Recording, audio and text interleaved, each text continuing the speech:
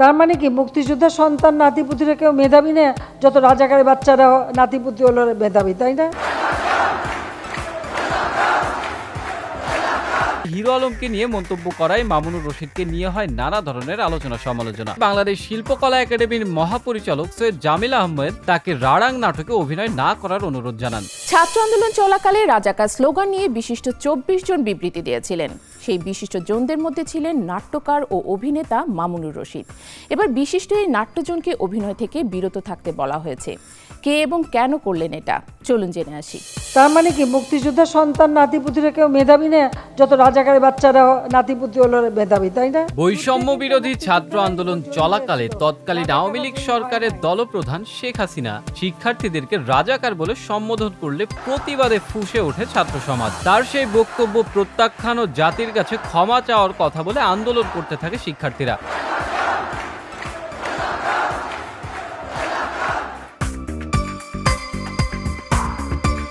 পরবর্তীতে নিষিদ্ধ সংগঠন ছাত্রলীগের আক্রমণে শিক্ষার্থীরা আহত হলে সারা দেশে আন্দোলন ছড়িয়ে পড়ে। এই সময় শিল্পাঙ্গনের নানা ব্যক্তিবর্গ শিক্ষার্থীদের বিরুদ্ধে অবস্থান নেন এবং দেন নানা ধরনের বিবৃতি। তাদের সেই বিবৃতির একটি হলো রাজাকার স্লোগান সংশ্লিষ্ট।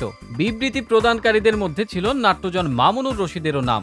এই বিষয়কে কেন্দ্র করে তার উপর কিছু মানুষের ক্ষোভ ও কষ্ট রয়েছে। সেই বিবেচনায় বাংলাদেশ শিল্পকলা একাডেমির মহাপরিচালক সৈয়দ জামিল আহমেদ তাকে রাড়াং নাটকে অভিনয় না করার অনুরোধ জানান।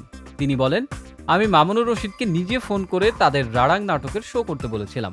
এই নাটকটি করা দরকার। এই নাটকে উনি ছোট একটি চরিত্র অভিনয় করেন। তাকে অনুরোধ করেছি সেই চরিত্র যদি অন্য কাউকে দিয়ে করানো যায়। তবে এই ঘটনার পর প্রতিক্রিয়া দেখিয়েছেন নাট্যজন মামুনুর রশিদ। মঞ্চে অভিনয় না করার এমন অনুরোধে ক্ষোভ জানিয়েছেন তিনি বলেন, আমি কি অভিনয় করতে পারবো না? আমার কোনো অপরাধ নেই, অথচ আমাকে অভিনয় করতে দেবে না।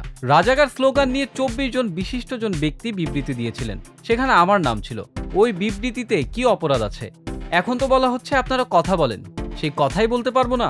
এমন একটা সময় চলে এসেছে এই বাংলাদেশে একটি মহল তো চাচ্ছেই শিল্প সাহিত্য সংস্কৃতি বন্ধ হয়ে যাক। আমাদের সিদ্ধান্ত জানিয়ে দিয়েছি, রাড়াং করব না, কোম্পানিও করব না, চলুক যতদিন এই ব্যবস্থা চলে। সম্প্রতি দেশ নাটকের নিত্যপুরাণ নাটক মঞ্চস্থকে কেন্দ্র করে শিল্পকলা একাডেমি ঘিরে এক উত্তপ্ত পরিস্থিতির সৃষ্টি হয়। একাডেমির মহাপরিচালক বাধ্য হন প্রদর্শনীর মাঝপথে নাটক বন্ধ করে দিতে। এই ঘটনার প্রতিবাদে মামুনুর রশিদ সহ শিল্পাঙ্গনের অনেক ব্যক্তিবর্গ প্রতিবাদ সমাবেশ করলে তাদের উপর হামলা করে এক পক্ষ। নাট্যজন মামুনুর রশিদের অভিনয় না করার অনুরোধের নেপথ্যে এটাও হয়তো একটি কারণ। এর আগে হিরো আলমকে নিয়ে মন্তব্য করায় মামুনুর রশিদকে নিয়ে হয় নানা ধরনের আলোচনা সমালোচনা। মামুনুর রশিদ মঞ্চ নাটকের পাশাপাশি টেলিভিশন নাটক ও চলচ্চিত্র অভিনয় করে থাকেন। অভিনয়ের পাশাপাশি তিনি লিখেছেন বেশ কিছু জনপ্রিয় মঞ্চ নাটক।